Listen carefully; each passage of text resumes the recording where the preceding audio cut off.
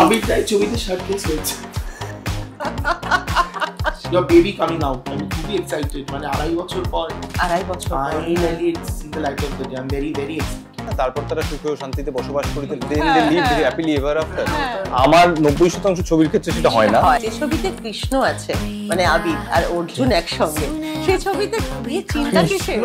আজকের দিনে দাঁড়িয়ে আমরা বলি আমরা খুব প্রোগ্রেসিভ, বাট আজকের দিনে দাঁড়িয়ে ডিভোর্সেস ক্যান ভেরি ট্রিকি। আমি ব্যক্তিগতভাবে রাজি নই, আমার পছন্দ না। হঠাৎ ন্যাশনাল অ্যাওয়ার্ড কি করে পেয়ে গেল ছবিটা, এটা জানতে আসুন তো বড় পর্দায়। আজকাল ডটিনে আপনাদের স্বাগত। আগামী 21শে নভেম্বর মুক্তি পাচ্ছে ডিপ ফ্রিজ, কিন্তু তার আগেই এই ছবি মুকুট পরে নিয়েছে, সেটা হচ্ছে জাতীয় পুরস্কারের মুকুট। আর তার সঙ্গে এই ছবির বিশ্ব ভ্রমণ তো হয়েই গেছে। সেই ছবি নিয়ে আজ আমরা কথা বলবো। আমার সঙ্গে রয়েছেন পরিচালক অর্জুন দত্ত এবং আবির চট্টোপাধ্যায়, আপনাদের সবার প্রিয় অভিনেতা। ওয়েলকাম টু আজকাল ডটিন। Thank you. তুমি কেমন আছো এখন সেটা বলো। বেটার আছি, মানে যেই হাসিগুলো তুমি সবকটি ফেক, কিন্তু মানে ও শারীরিক ভাবে বেটার আছে, মানসিক ভাবে সামনে রিলিজ। নোইং অর্জুন, তুমি কি করে এক্সপেক্ট করছো ভালো থাকবে? ভালো আছে, কিন্তু তুমি পৃথিবীর যাবতীয় দুশ্চিন্তা নিয়েও বসে আছে। দুশ্চিন্তা হওয়ারই কথা, কিন্তু দুশ্চিন্তা হবে, কিন্তু ও তো আরো ডেকে আনছে আর কি। ডেকে আনে মানে ধরো 3টে ঠিক দুশ্চিন্তা, ও 9টায় আছে, 9খানা দুশ্চিন্তা নিয়ে ঘুরছে। কেন অর্জুন এত টেনশন কিসের? না টেনশন নাই। আবার টেনশন না কি বলো? হ্যাঁ টেনশন। 2 বছর পর রিলিজ করছে ছবিটা, তো হ্যাঁ 2.5 বছর পর, তুমি প্রিসাইজ 2.5 বছর পর রিলিজ করছে, একটা তো টেনশন আছেই। তারপর জাতীয় পুরস্কার পেয়েছে, ওটা একটা বিরাট বড় ভ্যালিডেশন যে কিছু at least we have done something right. But এটা আমি এটাই বলতে চাইবো যে না, এখন এত লোকের এত রকম মাথায় চলতে থাকে, আমি এটাই মানে বলতে চাইছি যে জাতীয় পুরস্কার পেয়েছে মানেই যাতে অডিয়েন্স না ভাবে এটা ভারী গুরুগম্ভীর কিছু বানিয়ে ফেলেছে। The film is very entertaining, আর ছবি মানেই তো আমাদের রিফ্লেকশন অফ মডার্ন সোসাইটি, আজকের সোসাইটি।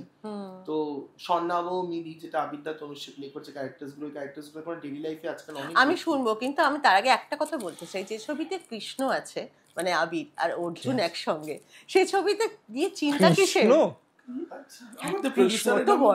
না না, আমাদের প্রযোজকই কৃষ্ণ কয়াল, কৃষ্ণ আর অর্জুন। না না না, আবির হচ্ছে কৃষ্ণ। না না একদমই না, আর এখানে অর্জুন তো আছে। আমার কৃষ্ণর সাথে কোনোই মিল নেই, অর্জুন এগ্রি করবে একদমই। তুমি হয়তো সেটা মনে করো, কিন্তু টলিউডে তার বাইরে তোমার যত অনুরাগী আছে তাদের কাছে তুমি কৃষ্ণই। আবির সবসময় এই ব্যাপারটাই খুব সাবধানে থাকে, এবং সব থেকে বড় কথা আবিরের মতন এত হ্যান্ডসাম একজন নায়ক, সত্যি তার নামে কোনো গসিপ নেই। মানে এত সংযত আবির ছবিতে শার্টলেস হয়েছে। ট্রেলারে আছে না? ট্রেলারেই আছে, লাইক গানে আছে। একদমই। কিন্তু তুমি যে এত ডিজায়ারেবল, এত সেক্সি, সেটা কি তুমি জানো? এই দেখো এক্স্যাক্টলি, তাই জন্যই বলেছি। এখন দেখো তুমি এভাবে বলছো তো আমি খুবই তাতে খুশিও হচ্ছি, আনন্দিত উল্লসিতও বোধ করছি, কিন্তু এইগুলো নিয়ে যদি বেশি ভাবধারণা করি তাহলে কাজটা গোল্লায় যাবে। তো আর আমার মূল পরিচয় তো কাজের মাধ্যমে, একদম। But I am very happy two here all this, কারণ কমপ্লিমেন্ট নিতে পারাটাও একটা শিক্ষা। But at the same time যেটা এক্ষুনি অর্জুন বলছিল, যেটা কোথাও একটা যেরকম ন্যাশনাল অ্যাওয়ার্ড খুব ভালো, খুব খুশি, কিন্তু তার একটা দায়িত্বেরও জায়গা আছে, সো সেইভাবে দেখছি। মানে ওটা পাওয়ার পরে যে দায়িত্বটা আরো বেড়ে যায়। একদম। আর অর্জুনের চাপটাও বেড়ে যায়। অর্জুন না, চাপ না বাড়লেও চাপ বাড়িয়ে নেবে। অর্জুনের অদ্ভুত ক্ষমতা আছে চাপ বাড়িয়ে ফেলার নিজের উপর। আর একটা কথা বলো, এই যে বাসটা এখন ডিপ ফ্রিজ নিয়ে যেটা উঠেছে, তুমি যখন 2023-এ ছবিটা বানিয়েছিলে, তারপরে যখন তোমার সব পোস্ট প্রোডাকশনের কাজ সব হয়ে গেল, তখন কি তোমার মনে হয়েছিল, তখন কি তুমি এই উৎসাহ, এই উদ্দীপনাটা কারোর মধ্যে, তোমার অ্যাসোসিয়েটের মধ্যে দেখতে পেয়েছি? দেখো, কারোর মধ্যে না, আমার নিজের মধ্যে যতগুলো ছবি করেছি বা করি, deep ফ্রিজও I always believed in the subject. নিজের মধ্যে আমি তৈরি হওয়ার সময় ভাবছিলাম যে কিছু একটা ঠিকঠাক হচ্ছে। বা দেখো, অ্যাওয়ার্ডস পাওয়া বা কোনো ফেস্টিভ্যালের সিলেকশনটা তো সব আমাদের হাতে থাকে না। কি জুরি, কার কিরাম কি লাগছে, তো অনেক ফ্যাক্টরস ম্যাটার করে। টাইমিংটাও ম্যাটার করে, তুমি কখন বানিয়েছো, ডেডলাইন কি আছে, ওগুলো অনেক কিছু ম্যাটার করে। সো সেক্ষেত্রে দাঁড়িয়ে হ্যাঁ, বানানোর সময় মনে হচ্ছিল যে ছবিটা এটা কিছু হয়েছে, মানে খারাপ কিছু বানাইনি। বাট ন্যাশনাল অ্যাওয়ার্ড পাওয়াটা একটা বিরাট বড় ভ্যালিডেশন। একদমই তাই। আর তার উপরে অনেক লাস্ট আমার মনে হয় Nagar Kirtan, if I am not mistaken, তারপর sorry if I am wrong, আমার মনে হয় তারপরে ইন্ডিয়ান প্যানোরামা ন্যাশনাল অ্যাওয়ার্ড দুটো একসাথে ক্র্যাক কোন ছবি করেছে আমার মনে পড়ছে না। কিন্তু ধরো যেখানে চতুর্দিকে এত থ্রিলারের ভিড় এবং আবিরও বিভিন্ন চরিত্রে, গোয়েন্দা চরিত্রে আবির নিজেও কাজ করেছে, সেখানে একটা সম্পর্কের গল্প, সে সম্পর্কের গল্প, সেটা তার অ্যাকনলেজমেন্ট হচ্ছে, সে জাতীয় পুরস্কার পাচ্ছে, সে কোথাও কি এটাই প্রমাণ করে যে সম্পর্ক সত্যি মানে চিরন্তন এবং অমলিন? অবশ্যই আজকে সবকিছুর বেস ফাউন্ডেশন তো সম্পর্ক। তুমি ম্যাক্রো লেভেলে একটা গ্লোবাল ওয়ার্ড দেখো ইয়ে করে, সেটাও কিন্তু দুজন মানুষ থেকে শুরু হয়ে গিয়ে ওটা 2 থেকে 20 থেকে 200 ওরম ভাবে হয়। তো বেস তো সবকিছুরই সম্পর্ক সমীকরণ। তো সেখানে দেখলে আমরা ম্যাক্রো দিকটা দেখছি, আমরা মাইক্রো দিকটা সবসময় মিস করে যাই। স্বর্ণাবর মতো ক্যারেক্টার আগে কখনো করেনি, আর আমি খুব ভালো করে খুব কনফিডেন্টলি বলতে পারি এটা আবিদ্যার career best performance. I am very biased about it. And also Tanushree খুবই আন্ডার ইউজড আমাদের ইন্ডাস্ট্রিতে। তো আমি মনে করি তনুশ্রীর এটা বেস্ট কাজ। তো এখানে আর যেহেতু ডিপ ফ্রিজ 2 রাতের গল্প, দুটো টাইম লাইনে, আর বৃষ্টি হচ্ছে বাইরে প্রচন্ড, খুব একটা রাতের গল্প, মানে 2 রাত টাইম লাইন প্যারালেলি চলছে, সেখানে দাঁড়িয়ে it is very performance driven film. মানে জাতীয় পুরস্কারটা, ইনফ্যাক্ট জাতীয় পুরস্কারের যে সাইটেশনটা হয় ওখানে বলাই ছিল যে for its sensitive mature storytelling and sensitive performances. তো এই ছবির এক্সিকিউশন আর পারফরমেন্সেস এর উপর অনেকটা ভিত্তি করেছিল এই ছবিটা। যেখানে সম্পর্কের আমরা উষ্ণতা নিয়ে বেশি ভাবি, সেখানে তুমি সম্পর্কের গল্পকে হিমশীতল করে দিলে। হ্যাঁ, ওটা ছবিটা দেখলে আমরা বুঝতে পারবে কেন ছবিটার নাম ডিপ ফ্রিজ। ইটস রূপক হিসাবে কাজ করছে, মেটাফর। তো খুব সুন্দরভাবে মিলেও গেছে বলো ফ্রিজের সাথে আমাদের পুরো ব্যাপারটা, সেটা ভালো কিছু হয়েছে। আমি খুব এক্সাইটেড, বাট অডিয়েন্সের কাছে আছে it's like your baby coming out. আমি খুবই এক্সাইটেড, মানে 2.5 বছর পর finally it's seen the light of the day. I am very very excited. Abir যেভাবে নিজের ব্যক্তিগত সম্পর্ককে সুন্দর করে যত্ন করে রেখে দিয়েছে, সেখানে আবিরের কাছে যত গল্প আসে সেখানে সম্পর্ক বেশ জটিল। যদি একটা ছবির নাম ধরে আমি বলি, হয় তোমার নায়িকা মারা যায়, নয় হারিয়ে যায়, না ওটা তো আমার একটা আছে, বিসর্জন, বিজয়া, রিদ মাঝারে, আলাপ, না আছে, তুমি লম্বা লাইন পাবে। আমার মানে কি বলবো আর, মানে এটা কি পরিচালক তোমার সঙ্গে ষড়যন্ত্র করে? আমি ঠিক জানি না এটা। আমি রিল লাইফে মানুষটা না, আমি প্রথমে ও যেটা বলছে সম্পর্কটা জটিল। না ও যেটা আমার মনে হয় তুমি যেটা বলতে চাইছো, ওই যে আছে না, তারপর তারা সুখে ও শান্তিতে বসবাস করিতে, then they lived happily ever after. আমার 90% ছবির ক্ষেত্রে সেটা হয় না। রোমান্টিক ছবির ক্ষেত্রেও সেটা হয় না। আমরা দেখেছি সংযুক্তার যে কি হলো, কি যে হলো, আমিও রক্তাক্ত হয়ে পড়ে রইলাম একদম। যাকে হ্যাঁ, তো এটা একটা আছে কিন্তু আমার, আমি এটা প্রথম দিকে খেয়াল করিনি, আমাকে একজন এটা প্রথম মনে করেন, তারপরে বললাম হ্যাঁ ঘটনা, এটা অ্যাকচুয়ালি ঘটনা, খুব কম ক্ষেত্রে এরকম হয়েছে। তার মানে ভাবো কত গভীর ভাবে তোমার ছবি, তোমার কাজ নিয়ে ভাবি আমরা। I am very happy to know this, কিন্তু I am not very happy যে কেন এরকম হবে বারবার। সত্যি কথা, আমি যেন মজা করে বলি যে বোঝে না তো অন্যতম জনপ্রিয় ছবি আমার ক্যারিয়ারের, সেখানে শেষমেশ সবে আই লাভ ইউ বলেছিলাম নায়িকাকে, তারপরেই যা হলো। আরে না, এটা সত্যি, তুমি রিদ মাঝারে দেখো, তুমি আলাপ দেখো, but Alap was a very sweet. But Alap is আমার one of Alap আমার, but it's not predictable. Alap আমারও খুব আলাপের শেষটা কিন্তু predictable ছিল না, আমার ওটাই এজন্য ভালো লেগেছে। আর আবিদার আরেকটা শ্রেষ্ঠ পারফরম্যান্স আমার মনে হয় খুব, সেখানে বোধহয় বোমকেশ হয়ে সত্যবতীকেও কাছাকাছি পেয়েছে এইটা একটা জায়গায়, মানে যেটা সম্পূর্ণভাবে সত্যান্বেষণের গল্প, গোয়েন্দাগিরি হচ্ছে, সত্য উদ্ঘাটন হচ্ছে, বিভিন্ন রকম ঘটনা ঘটছে, সেইখানে আমার মনে হয় ওইটাই আর কি, মানে অন্তত ওইখানে একটা ফ্রন্ট ঠিকঠাক আছে। সমস্ত জটিলতা অন্যদের সম্পর্কে হচ্ছে, সেখান থেকে খুনোখুনি পর্যন্ত হয়ে যাচ্ছে, হিংসে হচ্ছে, সেই জন্য এই ব্যাপারটা অপাববিদ্ধ একটা সত্য ওইখানে। কিন্তু পরিচালকদের এটা ভাবতে হবে যে আবিরকেও আমরা একটা মিষ্টি প্রেমের গল্প, যে প্রেমের গল্পটা করেছি আমি, খুব সুন্দর করেছো। আমার এখনই মনে পড়েছে অ্যাকচুয়ালি ওটা এমন একটা সময় রিলিজ করেছিল, তাও প্রচুর মানুষ দেখেছিলেন, কিন্তু অনেকেই তারা অ্যাকনলেজ করতে পারেননি, পরিস্থিতিটা এমন ছিল, অনেকে দেখানোনি। সেটা যে বাবলি, বাবলিতে একটা অতঃপর তারা সুখে শান্তিতে তারা থাকতে আরম্ভ করলেন। যাক, দেখি কি করা যায় এটা নিয়ে। আগামী দিনে পরিচালকরা নিশ্চয়ই ভাববেন। এই যে অর্জুন, তোমার ছবিতে যে ত্রিকোণ, এটা ত্রিকোণ প্রেম বলবো না, এটা ত্রিকোণ সম্পর্ক, তোমাদের কি মনে হয় একটা সম্পর্কে সমস্যা হচ্ছে, সেই সম্পর্কটা থেকে বেরিয়ে যাই, নাকি একটা সম্পর্ক যত সমস্যাই থাকুক না কেন তাকে আঁকড়ে নিয়ে বেঁচে থাকি? কোনটাকে তোমরা? এটা না ডিপেন্ড করছে তোমার ইন্ডিভিজুয়াল টু ইন্ডিভিজুয়াল, এটা ইন্ডিভিজুয়াল পারসেপশন। এটা তাই তো জিজ্ঞেস করলাম, দুজনেই তো ইন্ডিভিজুয়াল। আমার কাছে মানে ধরো আবার ডিপেন্ড করছে পরিস্থিতির উপরে, মানে আমি কোন পরিস্থিতিতে তখন কোন ঘটনাটা কোন ইয়েতে ঘটছে তখন ডিসিশনটা ওরকম ভাবনা হবে। তো ডিপেন্ড করছে পরিস্থিতি, অনেকগুলো ফ্যাক্টরস ইয়ে করে। বাট আমি পার্সোনালি মনে করি যে বিটারনেস না রেখে মুভ অন করাটা এনি ডে ইজ বেটার।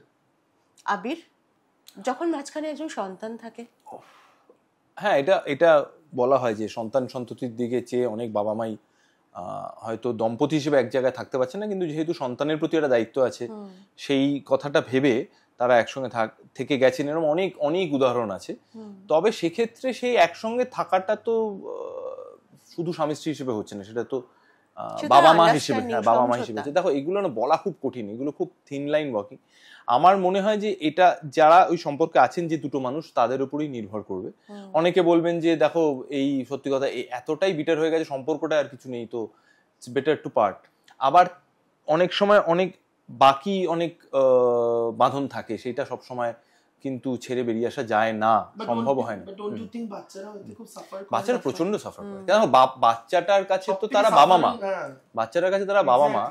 এখানে একটা ছোট অংশে দেখলাম যে বাচ্চার সঙ্গে তোমার সম্পর্কটা কত সুন্দর, বাচ্চাটা খুব ইম্পর্টেন্ট একটা রোল প্লে করছে ছবিতেও।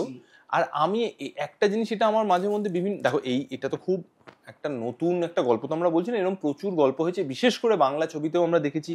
এবং বাংলা ছবির আমাদের সব পূর্বসূরীরা, সব তাবড়ো পরিচালক বা অভিনেতা তারা এরকম দারুণ দারুণ কিছু ছবি করেছেন। সেটাও কিন্তু কোথাও সেই মানটাকে এমন একটা জায়গায় তারা নিয়ে গেছেন এই ছবিতে, সেটাও আমাদের কাছে একটা প্রত্যাশা যে আমরা সেটা ছুঁতে পারলাম কিনা। দ্বিতীয়ত, আমি শুধু বাংলা ছবির ক্ষেত্রে বলছি না, আমি যেটুকু ছবি এই বিষয়ের উপর দেখেছি, তুমি দেখবে অনেক জায়গাতেই, বেশিরভাগ জায়গাতেই কিন্তু বাচ্চাদের পার্সপেক্টিভটা অতটাও দেখানো হয় না। এই আলোচনাটা আসে যে আরে বাচ্চাটা কি হবে, বাচ্চাটা তো কষ্ট হবে, কিন্তু সে কি ভাবছে গভীরে যায় না। হ্যাঁ, সেটা হয় না। That's a different perspective also. So আমার মনে হয় সেই গল্পগুলো তাহলে বলা উচিত হবে। একদমই তাই। না, আমরা এটা তো অনেকটা টাচ করেওছি, এখানে রয়েছে। আমি সেই জন্যই জিজ্ঞেস করলাম। অর্জুন, একটা কথা বলো, যখন তুমি কোনো ছবির কথা ভাবো তখন তোমার মনের মধ্যে এই প্রশ্নগুলো আসে যে আমার ছবিটা নন্দনে জায়গা পাবে তো, বা আমি সমান সংখ্যক হল পাবো তো? হ্যাঁ, ছবিটা লেখার সময় হয়তো অত কিছু ভাবি না, অত এজেন্ডা অত কিছু ভেবে ক্যালকুলেট করে আমি লিখি না। বাট হ্যাঁ, অবশ্যই এখন যেমন আমার মনে হচ্ছে ঠিকঠাক ভাবে যাতে লোক দেখতে আসে। আমি কি অর্জুনের টেনশনটা বাড়িয়ে দিলাম?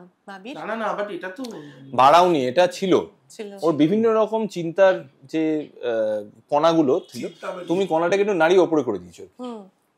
তো এটা কি অনেক রাত্রিবেলা তোমার কাছে এরকম ফোন আসে? আবির, 20 তারিখে কি আসবে ফোন রাত্রিবেলা? না, রিলিজের ফোনটা এখনো আসেনি, কিন্তু বিভিন্ন দেখেছো তো আবির, না আরে এটা তো ও আচ্ছা। তারপরে না, এরকমও নয় যে বোঝে না, সেরকম নয়, বা খুব অবাধ্যতাও নয়, বোঝে, কিন্তু ওই দুশ্চিন্তাটা একটা সে বোঝে না, ওকে বলা যাবে না একদম। কিন্তু আবির, তোমার এবারের পুজো রিলিজের সময় যে চাপানোতরটা হলো, একজন অভিনেতা হিসেবে তোমার কি মনে হয়েছে? আমি এখনো বলছি, ইন্ডাস্ট্রিটা ছোট, সবাই একসঙ্গে থাকে। ইন্ডাস্ট্রি ছোট হোক বড় হোক, আমি এখনো বলছি যে একই অভিনেতার একই দিনে দুটো ছবি রিলিজ আমি ব্যক্তিগতভাবে রাজি নই, আমার পছন্দ নয়। আগেও হয়েছে আমার ক্ষেত্রে, এবং সেই ছবিও সফল হয়েছে, এবারও তো তাই হলো। এবারও যদি তুমি ব্যবসায়িক দিক থেকে বা ফিডব্যাকের দিক থেকে বলো, দুটো ছবি সফল। বাট আমি এখনো, আমার যদি জিজ্ঞেস করো, আমি বলবো যে যতভাবে হোক সেটাকে অ্যাভয়েড করা গেলেই ভালো, সেটা কন্ট্রাক্ট লেভেলে হোক, আলোচনার লেভেলে হোক, যেভাবে হোক। বাট মানে ছবির রিলিজটা তো অভিনেতার হাতে থাকে না, যদি না সে প্রযোজক হয়। তো আমার হাতে ছিল না, বাট আমি চেষ্টা করেছিলাম কিন্তু পারিনি করতে। সো সেই দিক থেকে আমি ব্যর্থ হয়েছি, বাট ছবি দুটো সফল হয়েছে, এটুকু বলতে পারি। তুমি তো এখন প্রথম সারি, মানে টলিউডের নায়ক, প্রথম সারির অভিনেতা, বা প্রথম ফার্স্ট বয়ও বলতে পারি তোমাকে। ফার্স্ট বয় এইসব দেখো, এগুলো আমরা বলছি, এগুলো সবাই তাই বলে, এটা কোনো মেকি কথা নয়। কিন্তু প্রমোশনের জন্য কি এমন কিছু এখনো আবির চ্যাটার্জিকে করতে হয় যেটা তার মন সায় দেয় না? না, মন একদম সায় না দিলে সেটা আমি করি না, আমি সেটা বলে দিই। সেটা তার সেক্ষেত্রে ফার্স্ট বয় সেকেন্ড বয় বা এরকম ব্যাপার নয়। আমার মনে হয় সেই জায়গাটা ইন্ডাস্ট্রি আমাকে চিরকালই দিয়েছে। এইবার তুমি যদি বলো এই তো রিলিজটা, না, রিলিজ তো সত্যি আমি আটকাতে পারিনি, এবং নিজের ছবি নিয়ে একটা স্টেজ অব্দি আমি কথাও বলতে পারিনি, সেটা আমার রাগ, দুঃখ, হতাশার কারণ হয়েওছে। ছবিটা ভালো হওয়ায়, ছবিটার ভালো ফিডব্যাক হওয়ায়, যতকাণ্ড কলকাতাতেই সেই রাগ দুঃখ অনেকটা কমে গেছে, আমি অনেকটাই রিলিভড। বাট প্রমোশনের ক্ষেত্রে ধরো এই ব্যাপারে আমার টিম যারা ক্যামেরার পিছনে এই মুহূর্তে আছে তারা এক্ষুনি চোখ টুক পাকিয়ে আমার দিকে তাকাবে, কারণ আমি অনেক ক্ষেত্রে বলি এটা করিস না, আবার বিটিএস কিসের, আবার এটা কিসের বাইট, আমি খুব ঘ্যান ঘ্যান ঘ্যান ঘ্যান করতে থাকি। কারণ আমি অফকোর্স চাই আমার ছবি নিয়ে কৌতূহল হোক, আমার ছবি নিয়ে প্রচুর মানুষ জানুক, কিন্তু কি হয়েছে বলতো, এখন এত প্ল্যাটফর্ম, এত ইনফরমেশন, আমার একটু ওই ওভার ইনফরমেশনে ভয় আছে, এবং কোথাও গিয়ে আমার মনে একটু ডাইলিউটেড না হয়ে যায়। আবার অ্যাট দ্য সেম টাইম ওই যেটা শুরুতেই বললাম, ন্যাশনাল অ্যাওয়ার্ড পেয়েছি মানে এই খুব দুর্বোধ্য, খুব কঠিন, খুব আতেল ছবি তাও নয়, সারাক্ষণ না এটা একটা অদ্ভুত আমাদের ভিতরে চলতে থাকে, তাহলে কি আরেকটু বলবো নাকি একটু কম বলবো, আচ্ছা এখানে গেলে কি কাজ হবে, আচ্ছা তাহলে কি এটা কলেজ গিয়ে ভিজিট করবো নাকি শপিং মলে গিয়ে করবো, এটা সারাক্ষণ চলতে থাকে, কিছু করার নেই, এটা চলতেই থাকে। একদমই তাই। পরিচালক হিসেবে তুমি দর্শকদের ঠিক কোন মেসেজটা দিতে চাও? বলো, সবচেয়ে কঠিন প্রশ্ন পেয়েছো তুমি। আমি না এই ছবিটা খুব আমার ক্যারিয়ারে খুব অন্যরকম ছবি, বিকজ এই ছবিটা না খুব মোরালিটির অনেক দিক তুলে ধরেছে এই ছবিটা।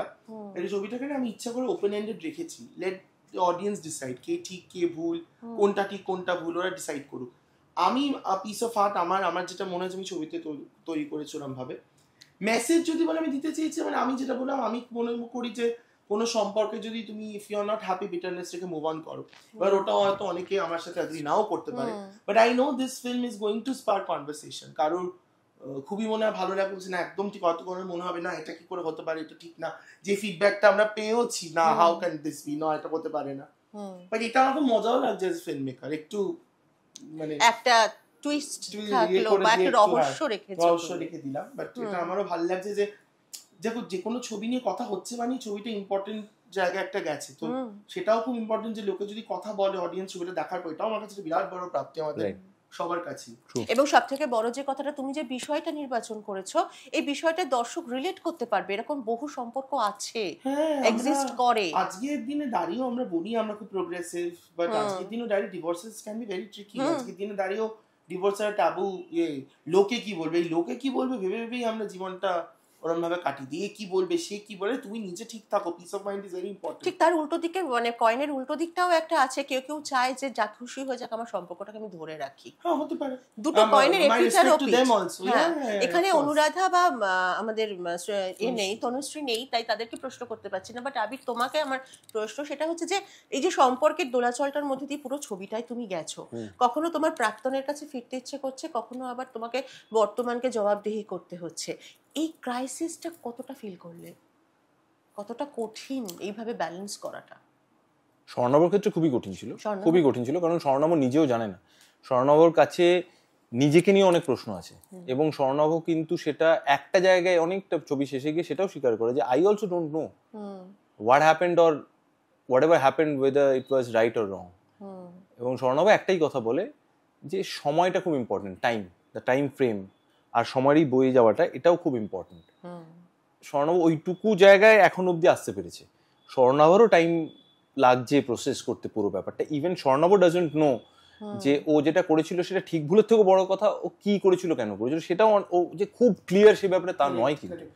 সো আমি সেইভাবে ইন্টারপ্রেট করেছি, এবং সেইটার ইন্টারপ্রিটেশনটা বা সেইভাবে দেখাটা বা সেই পার্সপেক্টিভটা আমার মধ্যে অভিনেতা হিসেবে আনার বা নিয়ে আসার জন্য অর্জুনকে ধন্যবাদ। কারণ এই চরিত্রটা আমি আগে করিনি, এবং এই যে মরালি আপরাইট ক্যারেক্টার অ্যাকচুয়ালি নয় Swarnabh, very human character in the sense mix of different emotions and flawed also maybe, of course flawed. তো সেই চরিত্রটাকে আমি কিভাবে ইন্টারপ্রেট করব সেটা আমাকে পুরো অন্যভাবে ভাবতে হয়েছে।